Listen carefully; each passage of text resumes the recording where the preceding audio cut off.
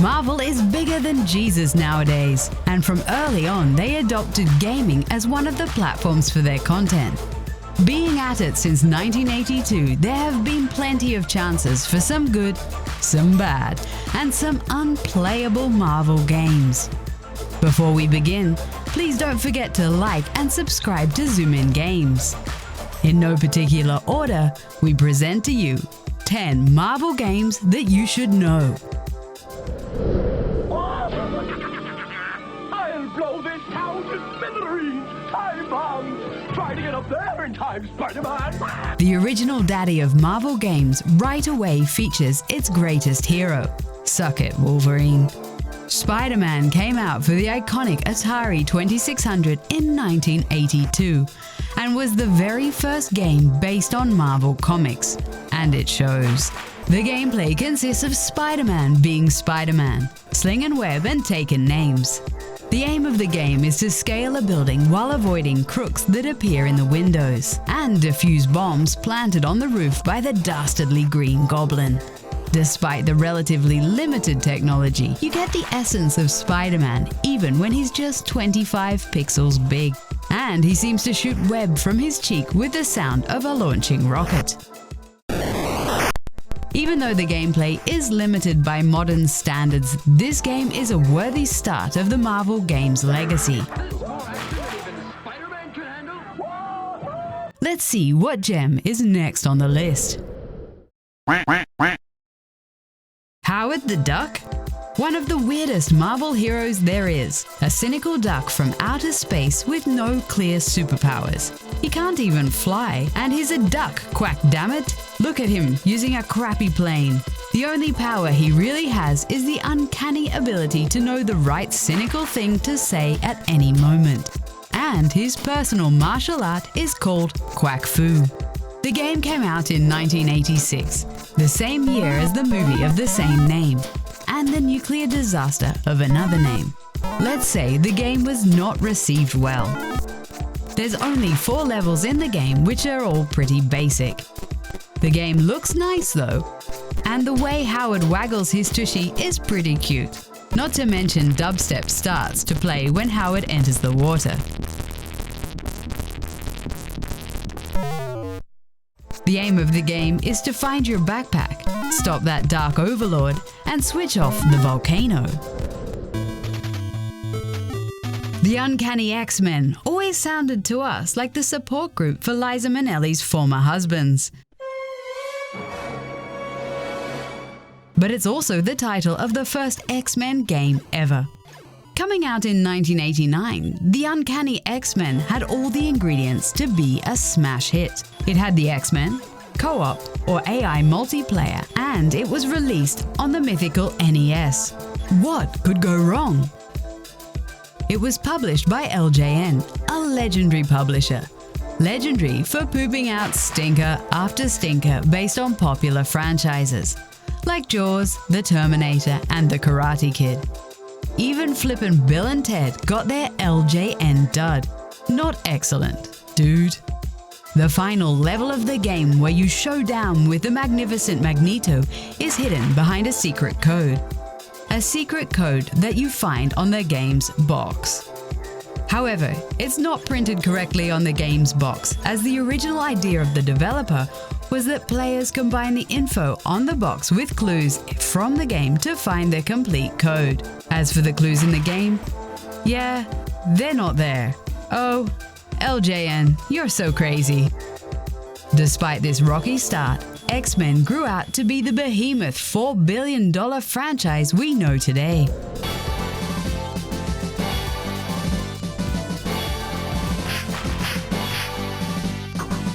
1991 marked the first time that the Avengers assembled in a video game.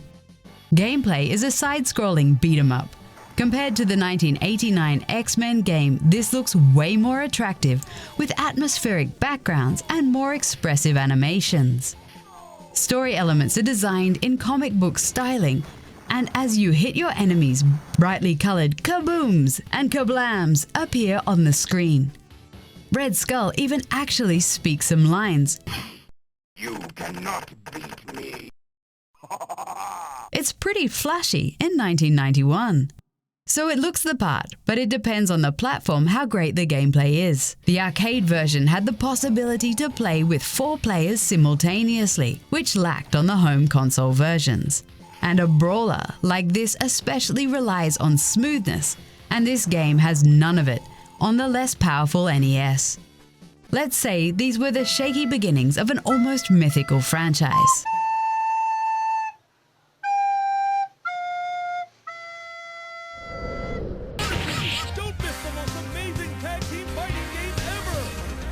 Marvel Superheroes vs. Street Fighter. If you want to see the juggernaut smash Dulcim into bits, this is the place. Over-the-top laser beams that fill the screen, fast action, and sick combos. It's everything you want from a fighter, pitting 2 legendary franchises against each other. Like its predecessor, X-Men Children of the Atom, Marvel Superheroes vs. Street Fighter was ported to consoles from the arcade and came optimized for fast action from the beginning, making it a joy to play on most platforms, paving the way for many sequels. The game is notable for successfully bringing together 2 universes without drama. We'd have to wait till Super Smash Bros. Brawl in 2008 to see that again.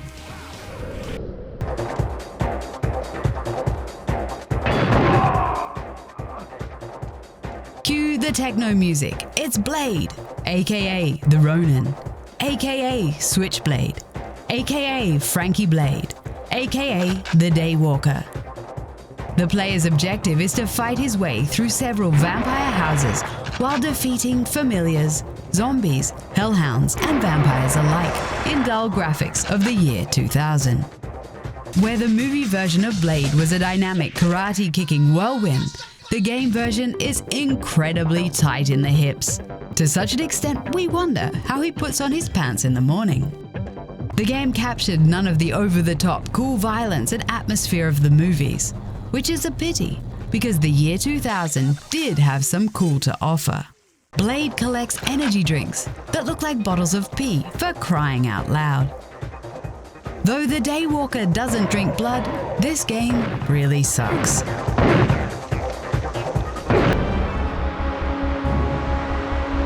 As one of the games of the modern Marvel era, LEGO Marvel Superheroes is slick, polished, and well written. With a LEGO theme and funny lines, it adds a light-hearted angle to the whole superhero thing. And the fans of LEGO and Marvel alike agreed, because it's the best-selling LEGO game to date. The aim of the game is to use your team of heroes to retrieve bricks and foil the evil plan of Dr. Doom and his henchmen. The game features the insane number of 155 Marvel characters, not including special costumes. It's a full-scale war in which bricks will be shat. A true game for all audiences, young and old. 2 extra slices for just $9.99. And then there's Deadpool. Foul-mouthed and violent without remorse, this game is the other side of the spectrum. From the start, the game totally breaks the fourth wall. Deadpool turns out to be hell-bent on having his own video game. What's his plan? 1. A gaggle of girls. 2. A ton of guns. 3. Lots of chimichangas? As the game progresses and Deadpool does his anti-hero thing, where he defeats all enemies without getting stressed, he's totally aware of the fictional nature of his universe, even shitting on the quality of props in the game. What is this cheap prop? Well, this was clearly made by a junior artist. The game was praised for the good writing, but criticized for lack of gameplay. But maybe, for once, it's not about the gameplay, but experiencing a game in a different way. As at the end of the game, Deadpool is stoked with how his game turned out, teaching us a valuable life lesson. That which we truly want has been with us all along. Booze! Okay, let's...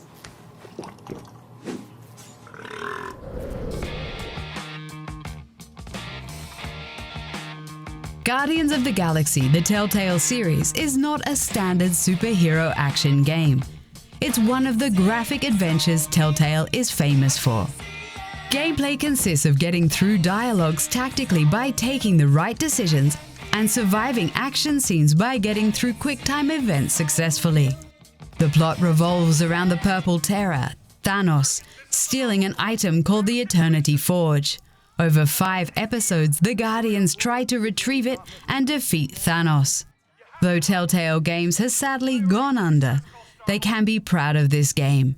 It was received with positive reviews and even won 2 awards for performance in comedy. See, superhero games are not all about stone-face kicking butt to the max. We must respect the fallen. Yeah, respect this, Thanos. Ah, good old Spider-Man. So what began in 1982 on the Atari 2600, we finish on the PS4 in 2018. What have 36 years of tech development done? Well, Spider-Man for PS4 is gorgeous and truly gets the most out of the current hardware. The animations of web slinging between buildings are as smooth as butter, and the combat is fast and ferocious as you beat up droves of enemies. Spider-Man for PS4 is a true benchmark for a complete superhero experience. Not only does it feel fresh and fun to move around the city as Spider-Man, the storyline is captivating and the boss fights dangerous and exciting. Besides some criticism about the utilization of the open world concept, this game was received very favorably. You see, flashy graphics and an amazing IP can live up to expectations in the right hands.